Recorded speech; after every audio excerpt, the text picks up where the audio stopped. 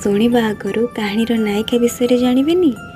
ଏଠି ନାୟିକା ମୁଁ ନୁହେଁ, ମୋର ମୋ ମାଙ୍କର ଜଣେ ଘନିଷ୍ଠ ବାନ୍ଧବ।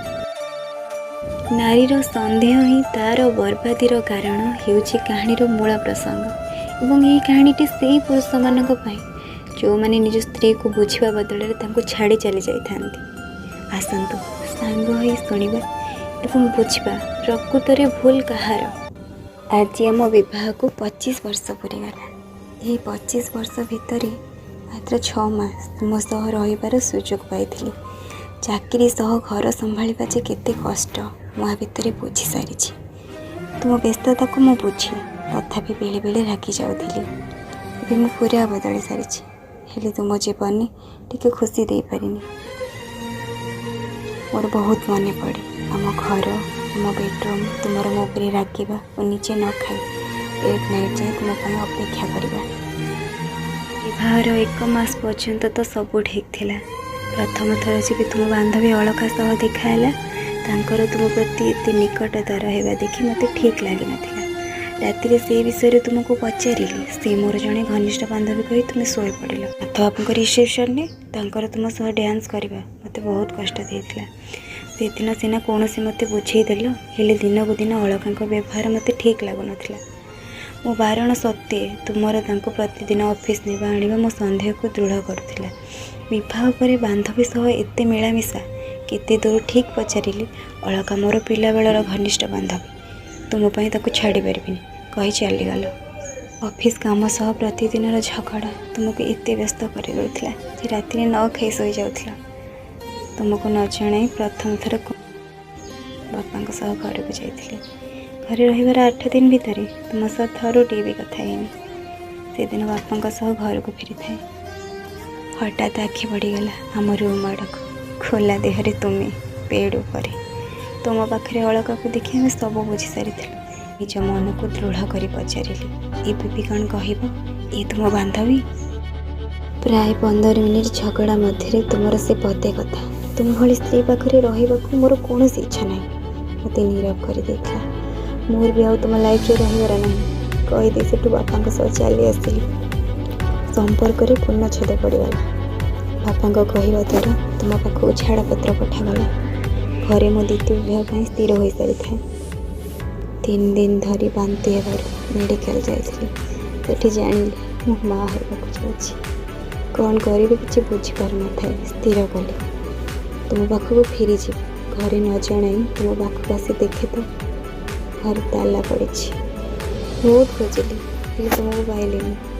ସେଇ ଝଡ଼ି ବର୍ଷା ରାତିରେ ବସ୍ ଚଢ଼ି କଟକ ଆସିଲି। ସଲିମ ଚାଚା ନଥିଲେ ହୁଏତ ଅଜଣା ସହରର ନରରୂପୀ ରାକ୍ଷସ ଗୁଡ଼ା ମୋ ଦେହକୁ ଛୁଣି ଖାଇଯାଇଥାନ୍ତି।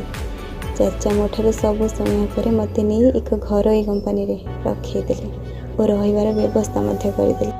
କଲୋନୀର ଲୋକମାନେ ମୋ ସହ ନିଜ ଘରର ସଦସ୍ୟ ଭଳି ବ୍ୟବହାର କରୁଥିଲେ।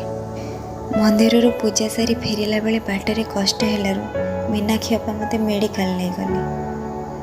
ଚେତା ଫେରିଲା ପରେ ଯେତେବେଳେ ଜାଣିଲି ଆମର ଝିଅଟିଏ ହୋଇଛି, ସେତେବେଳେ ମନରେ ଭଗବାନଙ୍କୁ ପ୍ରଶ୍ନ କଲି, କେତେ ଆଉ କଷ୍ଟ ଦେଲେ ତୁମେ ଶାନ୍ତି ହେବ?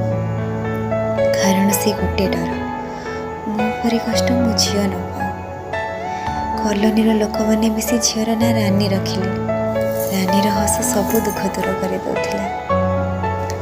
ତା'ର ସେ ଗୋଟେ ପ୍ରଶ୍ନ, ମା ବାପା କେବେ ଆସିବେ, ତା ପ୍ରତି କରିଥିବା ଅନ୍ୟାୟକୁ ଅନୁଭବ କରିଦେଉଥିଲା। ତା'ର ବା ଦୋଷ କ'ଣ ଥିଲା? ଆମେ କରିଥିବା ଭୁଲ ପାଇଁ ତାକୁ ବିନା ବାପାର ଅପନିନ୍ଦା ନେଇ ବଞ୍ଚିବାକୁ ପଡ଼ୁଥିଲା। ପ୍ରତିବର୍ଷ ରାନୀ କ୍ଲାସ୍ରେ ଫାଷ୍ଟ ହୁଏ। ବଡ଼ ହୋଇ ରେଭେନ୍ସାରେ ପାଠ ପଢ଼ିଲା। ଏବେ ସେ ଆମେରିକା ଫେରନ୍ତା ଡାକ୍ତର। ତାକୁ ଏବେ 24 ବର୍ଷ ହେଇଗଲାଣି। ଗରିବମାନଙ୍କ ପ୍ରତି ସେବା ଦେଖି କଟକର ବିଶିଷ୍ଟ ଶିଳ୍ପପତି ରଞ୍ଜନ ଦାସ ତାଙ୍କ ପୁଅ ରାହୁଲ ସହ ରାନୀର ବାହାଘର ପ୍ରସ୍ତାବ ଆଣିଥିଲେ। ରାହୁଲ ଓ ଆମ ରାନୀର ନିର୍ବନ୍ଧ ବି ସରିଗଲାଣି। ଭଲ ସ୍ତ୍ରୀ ହୋଇପାରି ନାହିଁ ସିନା, ହେଲେ ଜଣେ ଭଲ ମା ହେବାର କର୍ତ୍ତବ୍ୟ ସ୍ୱରୂପ ଆମ ରାନୀକୁ ଯୋଗ୍ୟର କରିଛି। 2 ବର୍ଷ ତଳେ କଟକ ବଡ଼ ମେଡ଼ିକାଲରେ ଦେଖା ହେଇଥିଲା ଅଳକାଙ୍କ ସହ। ପୂର୍ବ ପରି ଆଉ ରାଗ ନଥିଲା। ହସି ଦେଇ କଥା ହେଲି ତାଙ୍କ ସହ। ସେଦିନର ପ୍ରକୃତ ଘଟଣା ତାଙ୍କଠାରୁ ଜାଣିଲା ପରେ ମୋ ନିଜ ପ୍ରତି ଘୃଣା ଆସିଲା। ଯେତେବେଳେ ତୁମେ ଟିଭି ରୋଗରେ ପଡ଼ି ଜୀବନ ସହ ସଂଗ୍ରାମ କରୁଥିଲ, ଅଳକା ହିଁ ତୁମ ସେବା କରିଥିଲେ। ଅଳକାଙ୍କୁ ଧନ୍ୟବାଦ ଦେବା ବଦଳରେ ତାଙ୍କୁ ନେଇ ତୁମ ଚରିତ୍ରରେ ପ୍ରଶ୍ନ କଲି। ମୁଁ ହିଁ ଭୁଲ ଥିଲି, ବୁଝିସାରିଛି। ତୁମ ଚରିତ୍ରରେ ଟିକିଏ ବି ଦାଗ ନାହିଁ ଜାଣିଲା ପରେ ତୁମ ପ୍ରତି ମୋ ସମ୍ମାନ 2 ଗୁଣ ବଢ଼ିଯାଇଛି। ସେ ଦିନଠୁ ତୁମକୁ ବହୁତ ଖୋଜିଛି, ତୁମ ପାଦ ଛୁଇଁ ନିଜ ଭୁଲର ପ୍ରାୟଶ୍ଚିତ କରିବା ପାଇଁ, ହେଲେ ପାଇନି। ମୁଁ ମୋ ଭୁଲର ଶାସ୍ତି ପାଇସାରିଛି। ଡାକ୍ତର କହିଛନ୍ତି ମୋତେ ବ୍ଲଡ଼ କ୍ୟାନ୍ସର। ମୋ ହାତରେ ସମୟ ମାତ୍ର 2 ଦିନ। ଜାଣିଛ, କାଲି ଆମ ରାନୀର ବାହାଘର। କାଲିଠାରୁ ସେ ନୂଆ ଜୀବନ ଆରମ୍ଭ କରିବ। ମୋ ଚିନ୍ତା ସରିବ। ମୁଁ ଆଜି ବହୁତ ଖୁସି।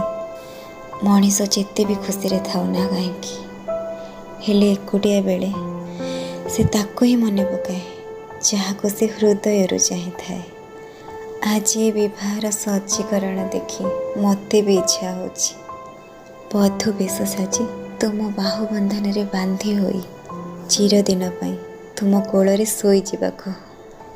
କାଲି ପରେ ହୁଏତ ମୁଁ ଆଉ ନଥିବି, ହେଲେ ଆଶା କରିବି ଯେବେ ବି ଏହାକୁ ପଢ଼ିବ ମୋତେ ତୁମ ହୃଦୟରୁ କ୍ଷମା ଦେବ।